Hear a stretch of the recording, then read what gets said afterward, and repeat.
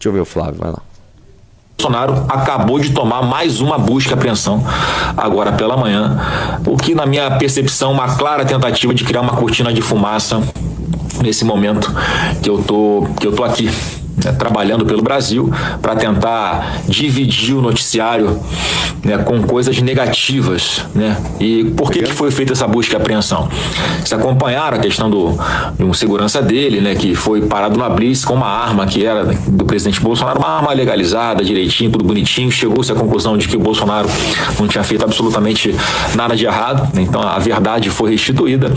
Mas aí o próprio Alexandre de Moraes oficia a defesa do meu pai para informar aonde estão as outras armas, né, que estão no nome do presidente Bolsonaro.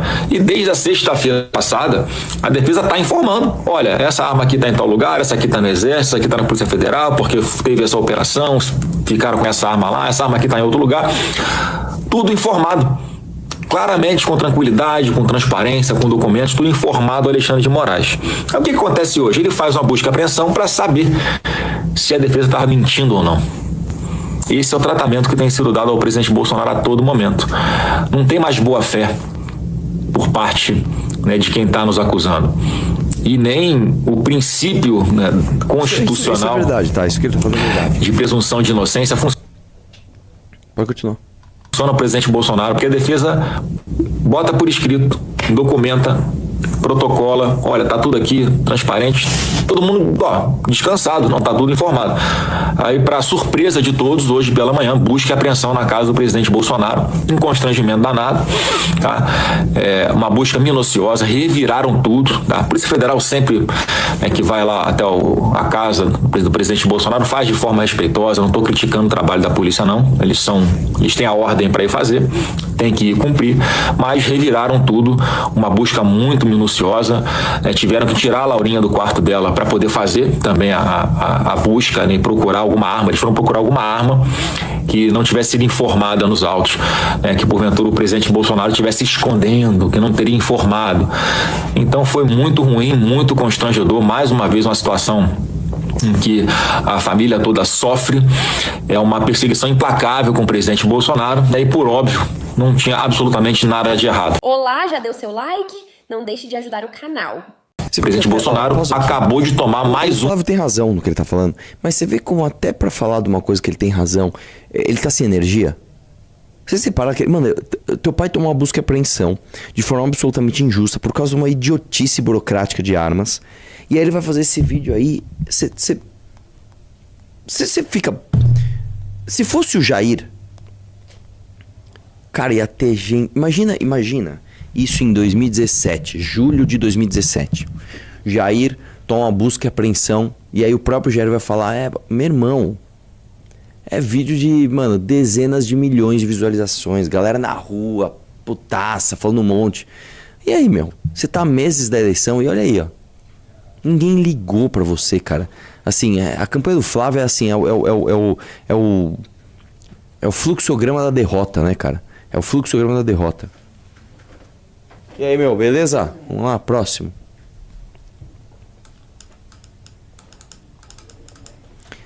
Vamos lá. Vai lá, Flávio. Mostra que você tá trabalhando pelo Brasil, vai lá. Fala, pessoal, acabei de fazer aqui a defesa do Brasil contra as tarifas e contra o Lula também.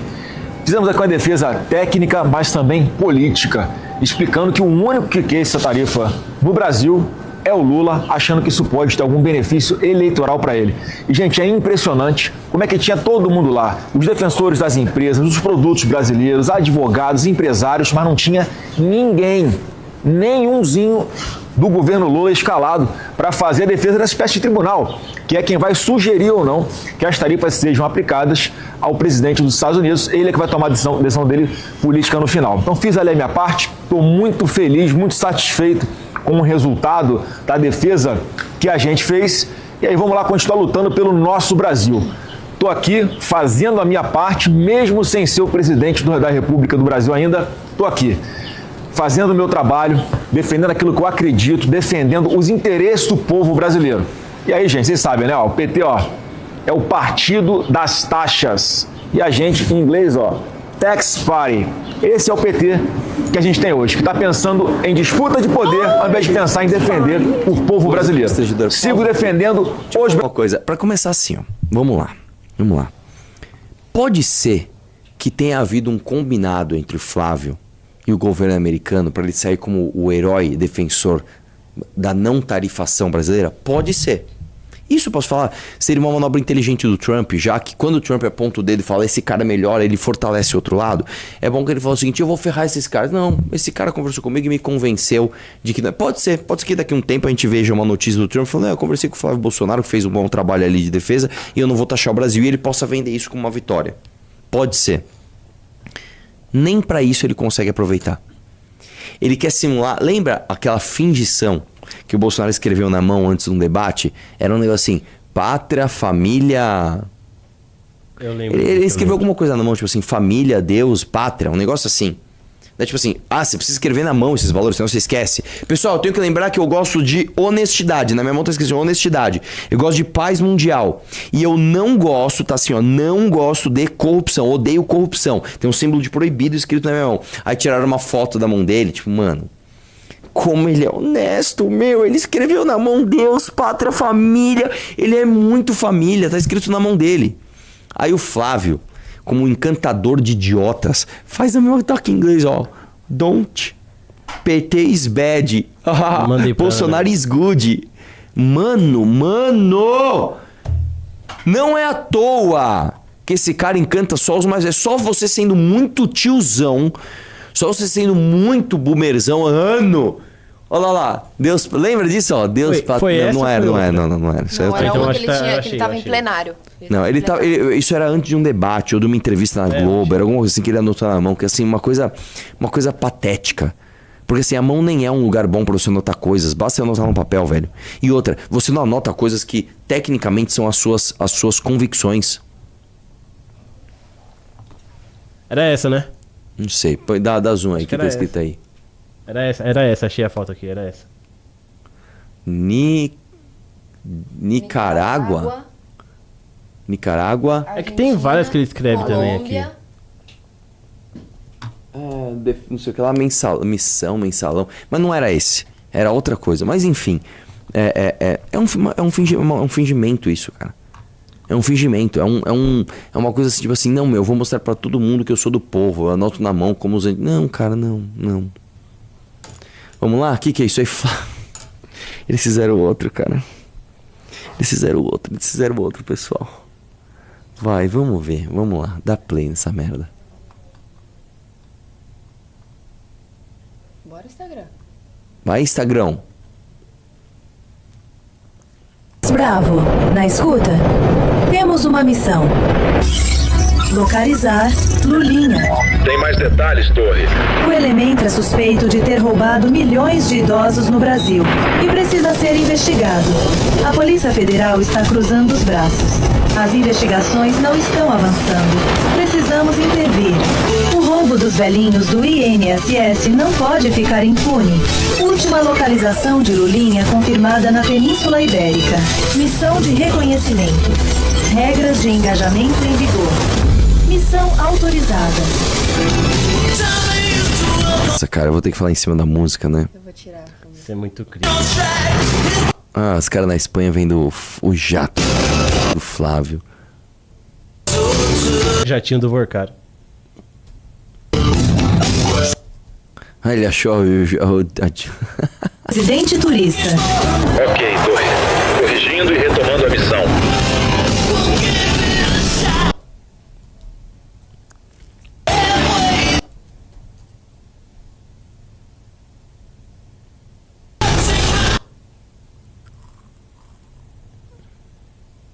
Achou.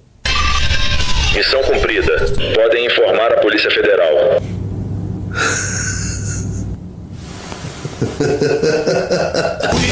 Meu Deus, velho.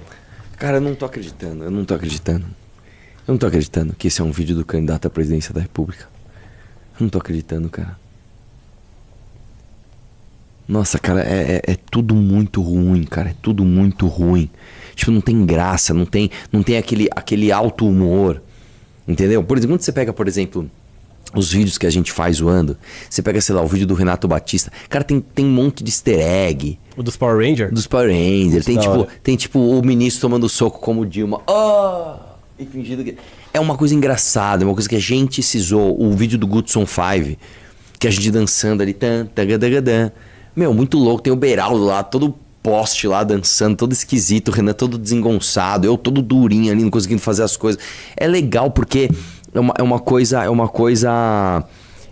É um alto humor, né? Isso aí não, cara. Isso é uma coisa só sem graça. Tipo, o roteiro não tem graça nenhuma. As imagens não tem graça, é tudo artificial, não chega a lugar nenhum, não passa mensagem nenhuma. É só uma coisa idiota, cara. Não tem nenhum exercício de criatividade. Porque às vezes uma coisa ela nem é tão boa, mas existe um exercício de criatividade ali. Não tem nem isso. Não tem nem isso. É foda, velho. Vamos lá. Vamos lá, Paulo Figueiredo, vai. Importante para essa semana, o assunto que o Flávio deve brilhar é a vinda dele aos Estados Unidos. O Flávio veio aos Estados Unidos para dissuadir o governo Trump, tentar dissuadir o governo Trump, tentar dissuadir o representante comercial dos Estados Unidos a respeito da aplicação de tarifas que eles anunciaram que vão aplicar ao Brasil. A audiência pública teve início no dia de ontem, segunda-feira, às 10 da manhã, diversas pessoas foram ouvidas, eu deveria estar lá, não fui e vou explicar por quê. Acabei mandando meu comentário por escrito. Mas estava lá, a Associação da Indústria Brasileira do Arroz, Sociedade Rural Brasileira, Confederação Brasileira da Agricultura e Pecuária. Não foi porque ele falou aquele negócio das mulheres, aí ele pode ter que estar afastado do Flávio, tá? Vai lá, dá play. Hoje, estava lá o Flávio. O Flávio abriu o primeiro painel do dia, apresentou os pontos que explicavam por que os Estados Unidos não devem impor tarifas contra os produtos brasileiros. E aí, o que você imagina? Você imagina que ele vai sair, os repórteres estão esperando na porta, ele vai sair, vai ter um quebra-queixo e ele vai perguntar: cadê o Lula? Cadê o Lula? Por que o Lula não está aqui? Essa é a imagem que tinha que estar em todos os jornais de hoje. Cadê o Lula? Por que o Lula não está aqui? Cadê? O Brasil tem uma agência chamada Agência de Promoção a Exportações. Apex. Sede é em Miami. Cadê o presidente da Apex? O que o presidente da Apex tem de mais importante para fazer do que está aqui? Por que eu, como senador, estou aqui e o presidente da Apex não está aqui? Cadê o ministro da Indústria e Comércio do Lula? Por quê? Por que isso está acontecendo? Por que eu não estou passando no ar no programa de hoje essa sonora? Por que isso não está rodando em todos os lugares? Por que isso não está rodando no Jornal Nacional? Que assessoria de imprensa é essa, meu Deus do céu? Aí depois dizem que sou eu o assessor de imprensa do Flávio Bolsonaro, que eu falo tudo que o Flávio Bolsonaro tem que fazer. Se meus filhos, se eu falasse, não seria este caos, essa campanha. Vocês podem ter absoluta certeza. Ia ter outros problemas. Iam achar que era uma campanha de extrema direita. De fato, iam. Eu estaria fazendo uma campanha muito mais à direita do que está sendo feita. Mas esse tipo de vacilo, de vagabundagem técnica, não, isso não. Isso, desculpa. Isso é uma coisa que eu sou conhecida pela minha competência. Não sei se é muito conhecido por isso não, Paulo. Com todo respeito, assim... Não, o Paulo é competente. Competente em quê? Desculpa. Em perder a aposta pro Arthur Duval, é isso? Né? Isso aqui é o seguinte, pessoal. Vamos lá. Hoje de manhã, estou tomando meu shake matinal com hipercalórico, banana, pasta de amendoim, farinha de aveia. Quer engordar, né? Engordar. Beleza, estou lá tomando. Aí passa um vídeo do Renato 38. E eu fiquei preocupado. Eu juro pra vocês, quando eu vi o começo, eu não acredito que o Renan falou essa merda. Aí, não, cara, o Renato 38, que é um cara que, sei lá, eu achava que era um cara inteligente. Ele tá sendo burro, ou porque ele não conseguiu interpretar o que foi dito, ou porque ele foi mal intencionado, ele não tá percebendo que as pessoas vão perceber que isso é má intenção. O Renato 38 vai refutar o Renan. Então vamos lá, dá play e fica ligeiro pra dar pausa, vai lá. É o Renan dizendo que foi aluno do Alexandre de Moraes, que admira o Alexandre de Moraes, que considera o Alexandre de Moraes o maior direitista que já pisou no STF e muitas outras coisas interessantes. Inclusive, que Lewandowski, o ministro da Justiça de Lula, era mais sedutor do que o Xandão. Seja lá o que ele quis dizer com isso. Você foi aluno do Alexandre de Moraes? Quando eu vi isso, eu falei, não acredito que o Renan falou isso, velho. Renan falou que o Alexandre de Moraes é o cara mais à direita que já pisou no STF. Nossa, cara, mano, sério que o Renan falou essa merda? Eu não espero isso dele. Vamos ver a fala do Renan? Vai lá, dá play. Moraes? Por um breve período de tempo, sim, conheci ele. Me fala um pouco do professor Alexandre de Moraes. Ele era um cara simpático, presente, e de opiniões firmes. Não era uma pessoa com perfil, por exemplo, sedutor enquanto professor, como o Ricardo Lewandowski. O Lewandowski, ele era um professor que tinha um perfil, eu gostava muito das aulas dele, um perfil mais sedutor. Assim. As aulas do Lewandowski? Sim, as aulas do Lewandowski eram bem interessantes. Eu gostava muito, eu teria geral do Estado do Lewandowski. Eu tive pouco contato com o ministro Alexandre de Moraes. Eu cheguei a conversar com ele na época que ele foi nomeado pelo Michel Temer para ser ministro. E a ideia era que era um ministro com um perfil mais à direita, representando um pouco mais do espírito do tempo, né? Existe hoje na internet até teorias conspiratórias bolsonistas de que ele é um comunista, né? Nunca foi isso. Na época da faculdade não era isso. A atuação dele aqui em São Paulo, no secretariado do governo Alckmin, é em outra linha. Mas entendendo uma coisa que ele sempre teve, que é uma vocação policialesca, e um homem, assim como eu, inspirado por certos homens da história, ele, pela razão do nome, pelo Alexandre Grande, eu também amo a história do Alexandre, eu entendo que ele tem uma vocação para a glória, ele tem essa vocação. Você acha que Alexandre de Moraes tem vocação para a glória? Eu nunca vi nenhuma diferença moral no serviço de Alexandre de Moraes, no que ele faz hoje no STF e o que ele fazia como secretário do PSDB. Quem acha que Alexandre de Moraes é direita? É esquerda. E os frouxos, se Bolsonaro não é direita, esse cara é o quê? É o Renan. Pausa aqui. Dizendo. Ô, 38. Aí você forçou, cara, a barra de um jeito que tá muito claro. Que primeiro assim, vamos naquela coisa que você falou. O Lewandowski sedutor, o que ele quis dizer com isso? Tá muito claro o que ele quis dizer com isso. Né? O Lewandowski, enquanto professor, tinha uma aula mais sedutora, ou seja, cativava mais a atenção dos alunos. Esse é o primeiro ponto. Segundo ponto. Quando ele fala do Alexandre de Moraes, ele fala que a ideia do Temer era colocar um ministro mais à direita. Ele não está falando que o ministro é de fato um homem de direita. Ele falou que a ideia do Temer à época era essa. E ele fala, por quê? Porque o Alexandre de Moraes tem um perfil policialesco. E de fato, ele foi promotor, ele foi secretário, ele foi ministro e ele tem este perfil policialesco. E esse negócio de, vocação para agora, está muito claro o que ele quis dizer. O Alexandre de Moraes se vê como um glorioso. Ele se vê como um fiscal, um policial que vai buscar a glória naquela operação. Ele não está elogiando o Alexandre de Moraes ou falando que ele é de fato este homem. Ele está falando que ele se enxerga como tal. E que a ideia do Temer era essa. Cara, assim, sério, 38? Sério, cara? Sério mesmo? Porra, bicho, às vezes você fala umas coisas tão inteligentes, às vezes você dá umas forçadas que, pelo amor de Deus. E a galera nos comentários percebeu. Põe os comentários aí, né? Tem uma galera xingando, MBL a nova esquerda, não cai nisso, ok. 38 se acha tão inteligente, mas não tem capacidade de interpretar uma fala. Né? Aí eu embaixo aqui, Renato tá querendo muito forçar a barra. Sério, velho. Então assim, o que vai acontecer a partir de agora é o seguinte, como o Renan tá crescendo pra caramba, como o Renan é eu não vou nem dizer o mais inteligente, ele é o único inteligente que está disputando a prefeitura, a presidência. Você vai ver ataques ao Renan, de toda sorte, e esses ataques vão ser rasos. Porque atacar o Renan no mérito do que ele está fazendo é muito difícil. Atacar o Renan no mérito do que ele está falando é praticamente impossível. Você tem que ter muita qualidade cognitiva, né? Você tem que ter uma bagagem de informação muito grande para bater de frente com as coisas que o Renan está falando, né? E é isso, né, cara? E é isso, né? Os caras QI 38. Né, cara? Que coisa horrível. E aí, curtiu o corte? Então dá aquela ajudinha, deixa o seu like, compartilha e se inscreve no canal. Um abraço e até o próximo vídeo, porque o futuro é glorioso.